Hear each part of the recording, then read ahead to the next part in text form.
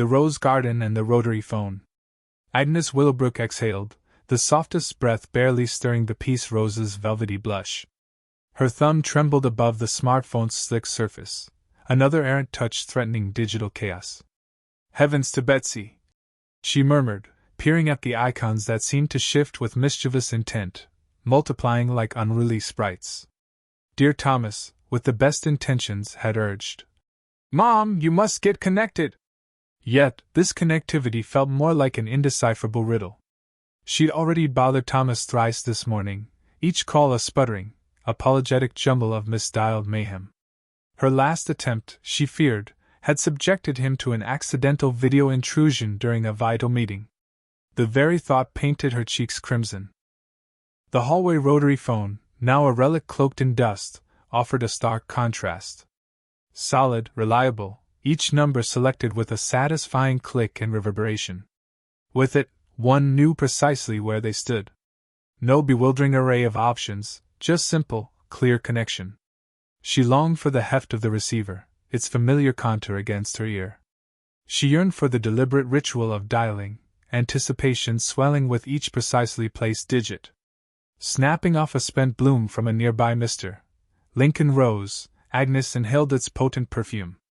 The garden was her refuge, a domain where she understood nature's cadence, where life flourished and faded with an organic grace the digital realm utterly lacked. This haven she'd cultivated with Arthur. Each rose bush held a cherished memory, a hushed echo of shared laughter and tranquil companionship.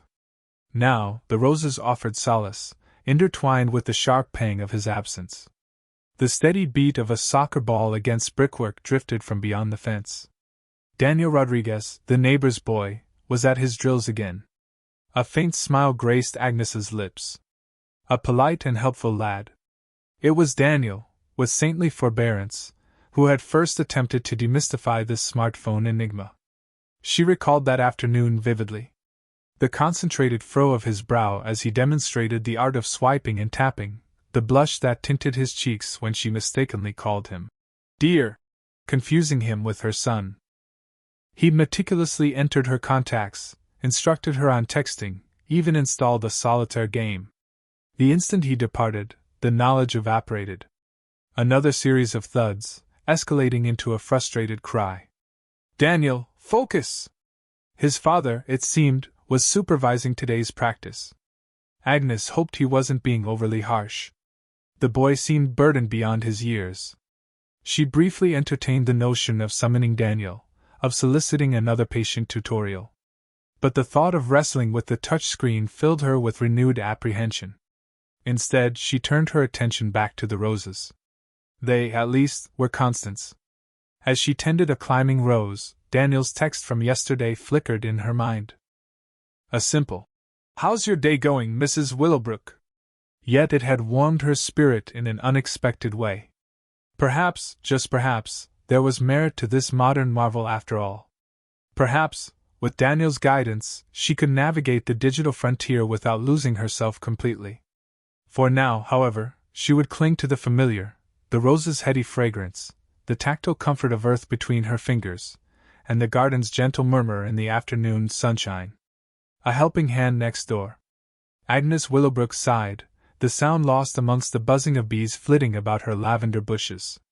She stabbed at the screen of her new phone with a gnarled finger, her brow furrowed in concentration. Arthur would have known what to do. He always did. A wave of grief, familiar and unwelcome, washed over her. She missed his steady hand, his quiet chuckle, the way he always seemed to understand the cryptic instructions that came with newfangled gadgets. The phone remained stubbornly blank, save for the stark white of the home screen. She'd managed to turn it on, a small victory in what felt like a monumental battle. But beyond that, she was lost. Texting her daughter, Mary, felt as impossible as climbing Mount Everest. A rhythmic thudding broke through her reverie.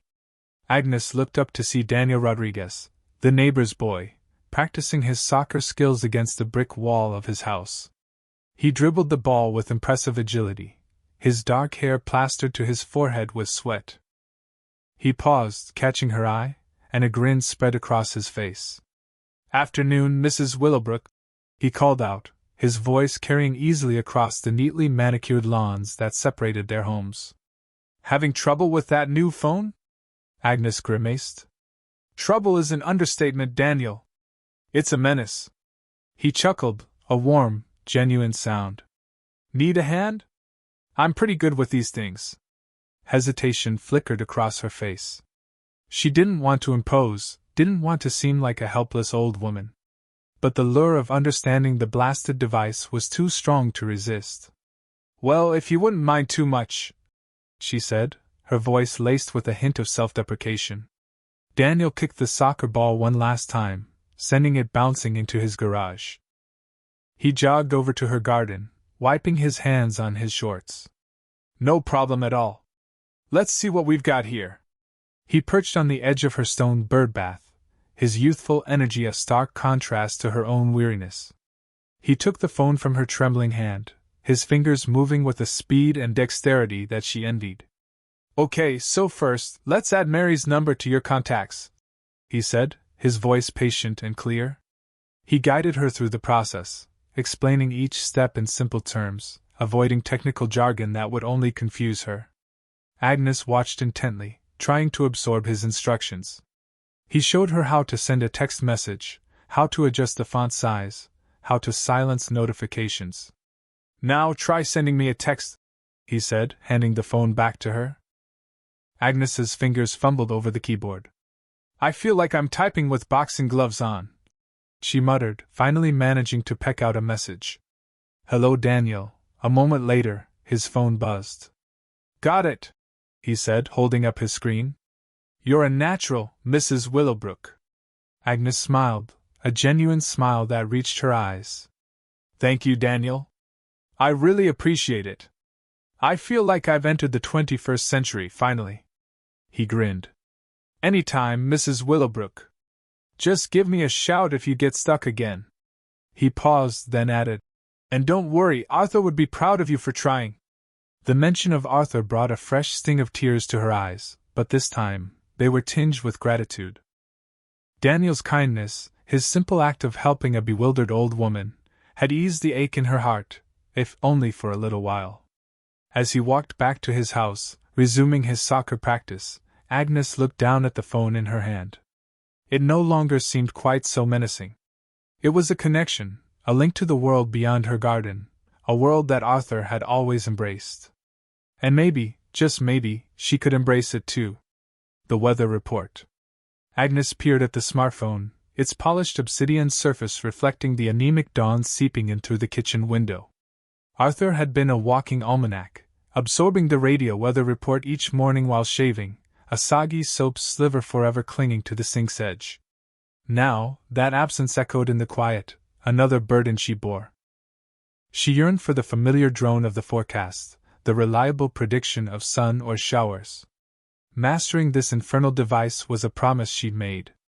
Arthur would approve of the attempt. The weather app. Daniel had patiently demonstrated. She just needed to locate it. Her arthritic finger, gnarled with age, hovered above the luminous screen. There. The tiny sun emblem. A tentative tap. No response. A firmer prod. Still stubbornly blank. She scowled, applying sustained pressure, muttering, "Work, damn you!" Abruptly, a message box materialized. Unintended. Addressed to Daniel? A flutter in her chest. Oh dear, she'd blundered. A frantic swipe to dismiss it, but her finger, clumsy and uncooperative, activated the send button. A solitary word flashed. Weather? Agnes flinched, a blush creeping up her neck. Utterly mortifying. He'd think her a complete fool. She pictured him, likely still deep in slumber, startled awake by her absurd query. Scrabbling for her spectacles, she perched them precariously on her nose and pecked out a reply. Sorry, Daniel. Accident. Agnes. She tapped send, then slumped back against the worn chair, overcome by a sudden weariness. Daniel's phone vibrated insistently on the nightstand.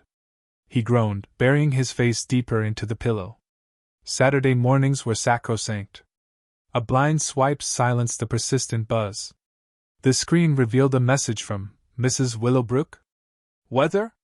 What on earth? Perhaps she was wrestling with the app again. A flicker of amusement touched his lips. Her determination was endearing. He glanced at the overcast sky visible through the windowpane. Decidedly drab. Quickly, he tapped out. Cloudy. Chance of rain later. Around 60 degrees. He paused, then added, Anything else I can help with? Back in her kitchen, Agnes read Daniel's response, a surge of warmth easing the ache in her joints. No laughter. No condescension. Just a straightforward answer. And an offer of further assistance. Thank you, Daniel. Very helpful. She typed, slowly and deliberately. Then, impulsively, she added, Enjoy your Saturday. She sent the message, a fragile smile playing on her lips. Perhaps this technological marvel wasn't so terrible after all. And maybe, just maybe, she wasn't quite so isolated as she believed. The kitchen remained hushed, but the silence resonated with a slightly different timbre. Roses and soccer. The rose was the color of sunset, a fiery orange bleeding into soft pink at the edges. Agnes held her breath as she aimed the phone camera, Arthur's old gardening gloves still dusty on her hands. After a few attempts, she managed a blurry photo and tapped out a message to Daniel. Look what Arthur grew. Think you'd like it? She hesitated, then added a winking emoji, a new skill she'd painstakingly mastered. Her phone buzzed almost immediately. Wow, Mrs. Willowbrook, that's amazing. He must have had a real green thumb. Agnes smiled, a genuine smile that reached her eyes. He did. Miss him terribly. I bet. My grandma talks about my grandpa all the time. It's nice to remember them. They texted back and forth for a few minutes about roses, the best fertilizer, and Arthur's meticulous pruning habits. Then Daniel signed off, saying he had to practice. Later that week, a message popped up from Daniel. Big game Saturday. Regionals. Super nervous. Agnes frowned. She didn't know much about soccer, but she knew about nerves. Nerves mean you care, dear. Arthur always said a little worry sharpens the mind. Easy for him to say, he wasn't facing a goalie who's 6'4". Agnes chuckled.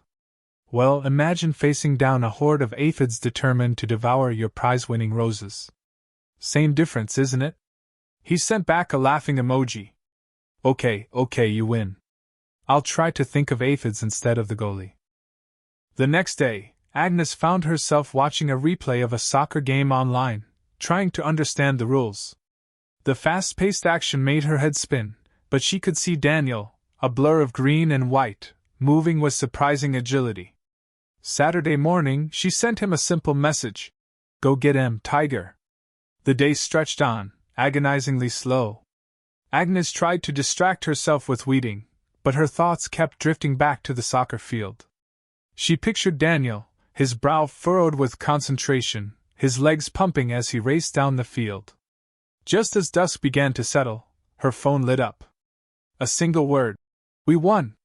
A wave of relief washed over Agnes. That's wonderful, Daniel. I knew you could do it. I scored the winning goal. He texted back, followed by a string of celebratory emojis. Seriously, Mrs. Willowbrook, I kept thinking about those aphids. It helped. Agnes smiled. See? Roses and soccer, not so different after all. You should come to the next game. He wrote. You're my good luck charm. Agnes hesitated. Going out, sitting in the stands, surrounded by crowds, it was daunting. But the thought of seeing Daniel's face light up, of sharing his victory, was too tempting to resist. Maybe I will, she replied. But you'll have to explain the offside rule to me first. A problem with the petals. Agnes squinted at the rose bush, the morning sun glinting off something unnatural. It wasn't the dew. Closer inspection revealed a scattering of black spots marring the usually vibrant green leaves of her prize-winning Arthur's memory rose. A shiver ran down her spine. Black spot. Arthur had waged war against it for years, a battle she now had to take up alone. Panic tightened her chest. She remembered Arthur's meticulous spraying schedule, the specific fungicide he swore by, all of which were now a distant, blurry memory. Her fingers trembled as she fumbled for her phone. This new contraption, a well-meaning gift from her daughter, was more perplexing than comforting most days. After several missteps and a few accidental calls to the bakery, she managed to find Daniel's contact. "Oh dear," she muttered, her brow furrowed as she attempted to type a coherent message. The predictive text seemed to have a mind of its own. Finally, after several attempts, she sent, "Daniel, roses. Spots. Bad." She paced the small kitchen, anxiously watching the phone. It buzzed a few minutes later. "Black spot?" Daniel's reply read. "I can come take a look after school if you want." Relief flooded Agnes. "Yes, please," she typed back, adding a string of flower emojis she didn't entirely understand but hoped conveyed her gratitude. The afternoon sun was casting long shadows across the garden when Daniel arrived, backpack slung over one shoulder and a determined glint in his eyes. He even had gardening gloves tucked into his pocket, a gesture that warmed Agnes more than any sunshine. "Show me the patient," he said with a smile, kneeling beside the afflicted rose bush. He examined the leaves, his young face serious. "Yep, definitely black spot. It's pretty common, especially with all the rain we've had." Agnes hovered anxiously. "Arthur used to, well, he had a whole system." Daniel nodded. "There are a few things we can do. First, we need to prune away all the infected leaves. Then, we can spray with a fungicide. I think my mom has some in the garage." He paused, looking at Agnes. "It might take a few applications." He began carefully snipping off the affected leaves, placing them in a plastic bag.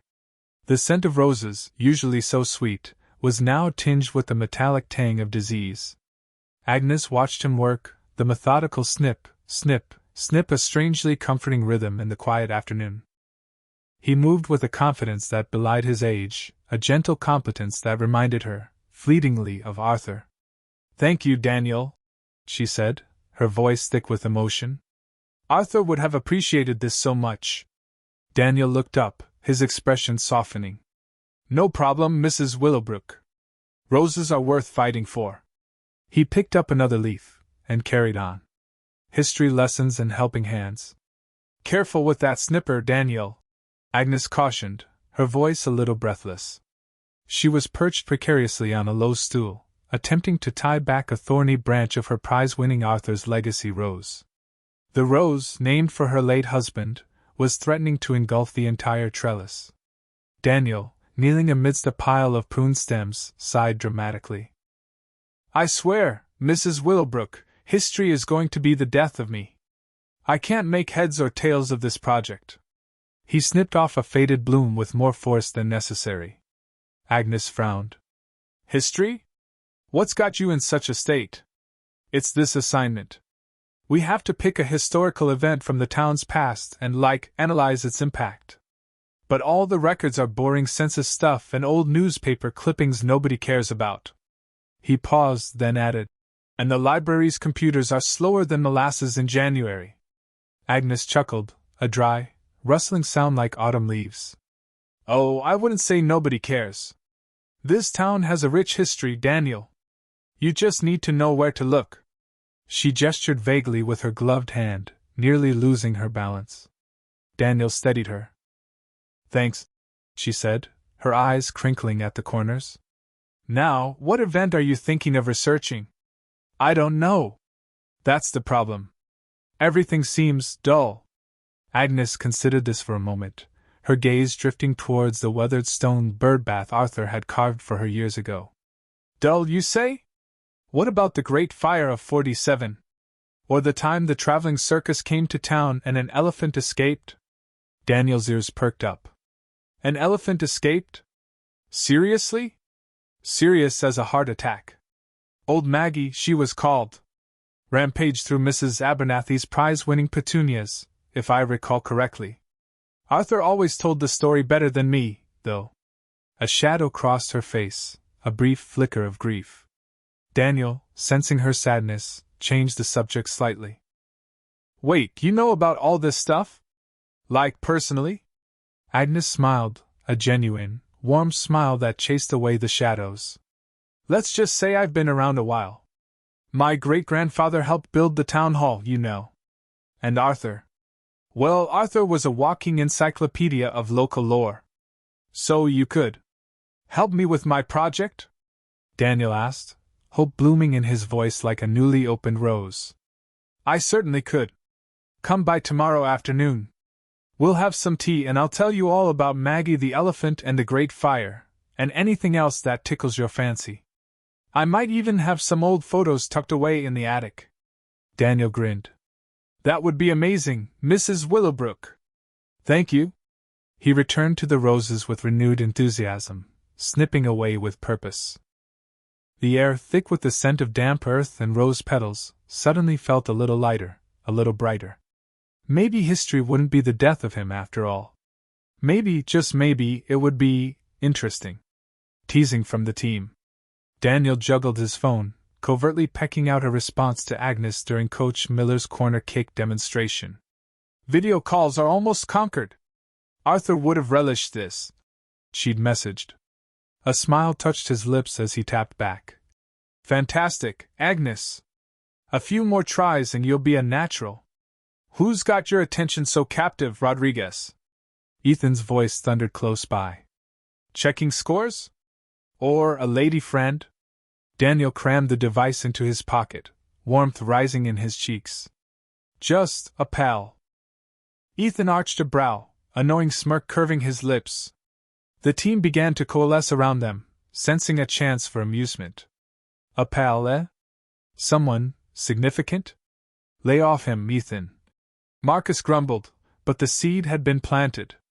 Later, during the hydration break, Ethan ambushed him again. Come on, divulge. Who is she? Book club type? He nudged Daniel's ribs. Or Mrs. Henderson down the block? Word is she's available. A ripple of chortles rolled through the group. Daniel's gut twisted. It's private, he mumbled, gulping from his water bottle. Seriously, lighten up. Ethan pressed, his tone dripping with teasing affection. Is she ancient? You got a geriatric girlfriend, Danny boy? The laughter swelled. Daniel yearned to vanish. He loathed being spotlighted, feeling like an outlier. He usually shrugged off Ethan's ribbing, but this felt different. This felt pointed. That evening, Agnes texted, The sunset was divine tonight, Daniel. Simply breathtaking. Daniel stared at the words. Usually, he'd fire back a reply instantly, sharing an equal sentiment, or a snapshot he'd captured. But tonight, hesitation gnawed at him. He pictured Ethan's smirk, the team's suppressed giggles. He imagined their mental image of him, hunched over his phone, exchanging platitudes with a woman past her prime. He closed the message unread. The next day, Agnes dispatched a photo of a robin, plump and cheerful, perched on her feeder. My little visitor! Thought you'd appreciate this. Daniel swiped past the notification. A twinge of guilt pricked him, but the vision of his teammates loomed large. He didn't want to be the butt of their jokes. He dreaded being perceived as strange. He spent the afternoon at the skate park with Ethan and Marcus, striving to nail a new maneuver. He botched the landing, his ankle protesting with a sharp twist. Ethan thumped him on the back. See? Serves you right for spending all your time texting, whoever that is. Daniel forced a chuckle, but a growing disquiet churned within him. He was relinquishing something precious, something authentic, for the sake of acceptance. He glanced at his phone, face down on the wooden slats. He knew Agnes probably awaited a reply. He also knew that each ignored message was a quiet act of disloyalty. Silence and second thoughts. Agnes re-examined her last text to Daniel. Did you know that swans can mourn? I saw it on the Nature Channel. Fascinating. Sent the prior afternoon. Usually, a response would have arrived by now, likely a clever quip or a tech-savvy observation, perhaps even a gift she wouldn't quite grasp but would still find amusing. Her thumb danced near the phone's screen, an urge to compose another message bubbling within her. Perhaps he was caught up with studies, or maybe enjoying an evening with friends. A solitary ache echoed in the stillness of her living room, a stark contrast to the days when Arthur had filled the space with his hearty laughter and boundless anecdotes. Now, only she and the hall's ticking grandfather clock kept each other company. A glance at the microwave's display revealed it was 6:17 p.m. Surely, he'd be back from classes by this hour. An unsettling thought crept in. Perhaps she was becoming a nuisance. He'd been unfailingly patient and gracious when setting up the device, but maybe he now regretted it. Too polite to voice his reservations. The notion stung with unexpected force. Maybe silence was the best course. Give him some space. The prospect felt bleak, like a cloud obscuring a patch of sunlight, yet she couldn't bear the possibility of being a burden. Across the street, Daniel perched on his bed's edge, eyes fixed on his cell. Agnes's swan trivia had surfaced yesterday, and an answer had been intended. Instant replies were the norm. But Ethan had swaggered in, spotted the text, and scoffed. "You're yakking with some old lady about swans? Seriously, man?" Ethan's words hung heavy with scorn. More taunts followed, alluding to Daniel's impending transformation into a bird enthusiast and a knitter of avian apparel. Daniel had feigned amusement, attempting nonchalance, but the jabs had burrowed under his skin. He muted his phone, burying it beneath his pillow. Now the quiet throbbed. He longed for Agnes's offbeat missives, her earnest inquiries about emoticons, her authentic delight in every new discovery. He missed the opportunity to explain things, the feeling of imparting knowledge, however insignificant. He retrieved his phone, scrolling through their past exchanges. It wasn't simply about troubleshooting technology. It was about forging a connection, building a bridge between generations. Ethan wouldn't comprehend. Ethan's world revolved around sports scores and romantic entanglements. A surge of contrition coursed through him. He'd allowed Ethan's idiotic opinions to dictate his behavior. Agnes, with her kind demeanor and gentle inflections, likely believed she'd done something amiss to warrant his silence. He pictured her isolated in her home, grappling with the reasons for his sudden detachment. That couldn't stand. He'd behaved like a fool. He began to type. "Hey Agnes, really sorry for the late reply. School was a whirlwind today. That swan fact is incredible. By the way, did you know? Friendship blooms anew." Daniel stared at his phone, the screen reflecting the turmoil in his gut. He'd avoided Agnes for 3 days, a knot of guilt tightening with each passing text he ignored. His friends, fueled by their usual teenage bravado and a misunderstanding of the situation, had teased him mercilessly. "Grandma's boy," they'd called him, mimicking his attempts to explain the settings on Agnes' new phone. He'd laughed along, desperate to fit in, but the sound had felt hollow even then. He swiped open his messages and composed a text to Agnes. "Mrs. Willowbrook, it's Daniel. I'm so sorry I haven't been around. My friends were giving me a hard time about helping you with your phone, and I acted like a jerk. It wasn't fair to you, and I really regret it." He hit send, then immediately regretted that too. Too formal? Too apologetic? He tossed his phone onto his bed, face burning. Agnes read the text, her heart softening. She understood teenage insecurities, the desperate need to belong. Arthur, bless his soul, had always said young people were like saplings bending in the wind, easily swayed. She tapped out a reply, her thumbs clumsy on the screen. "Daniel, dear, thank you for your honesty.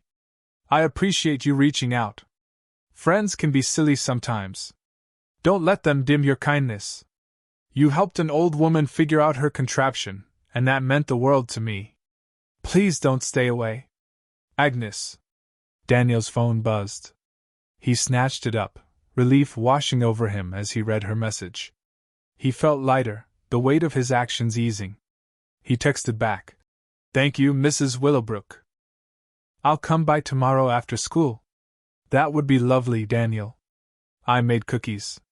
The next afternoon, as Daniel walked up Agnes' porch steps, the scent of warm sugar and vanilla wafted through the open window. Agnes greeted him with a smile that crinkled the corners of her eyes.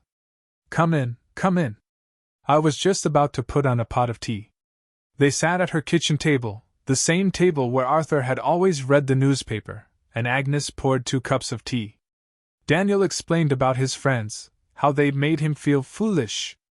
Agnes listened patiently, her gaze gentle. You know, Daniel, she said, stirring a spoonful of sugar into her tea. Arthur always said the best friendships are the ones that surprise you. The ones you never expect.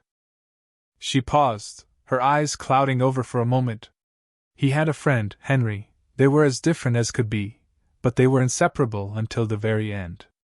Shared a love for birdwatching, you know. Said it was peaceful. Daniel nodded, understanding dawning. He realized that his friendship with Agnes, unexpected as it was, held a unique value. It wasn't about fitting in or impressing anyone. It was about connection, about kindness, about sharing a moment with someone who appreciated him for who he was. Years later, Daniel, a successful software engineer, remembered Agnes and their afternoons together. He'd moved to a different state, built a career, and made countless friends, but the memory of their unlikely bond remained vivid. He understood then, with a clarity that only time could provide, the importance of intergenerational connections. He often sought out opportunities to mentor young people, remembering the unwavering support and gentle wisdom Agnes had offered him. He finally understood that the teasing from his friends hadn't mattered at all. What mattered was the genuine connection he'd forged with Agnes Willowbrook, a friendship that had bloomed anew, nurtured by understanding, forgiveness, and a shared love for solving technological mysteries and warm cookies. He smiled, thinking of her, hoping she was still out there, teaching someone new how to use a smartphone, or just sharing a cup of tea and a kind word.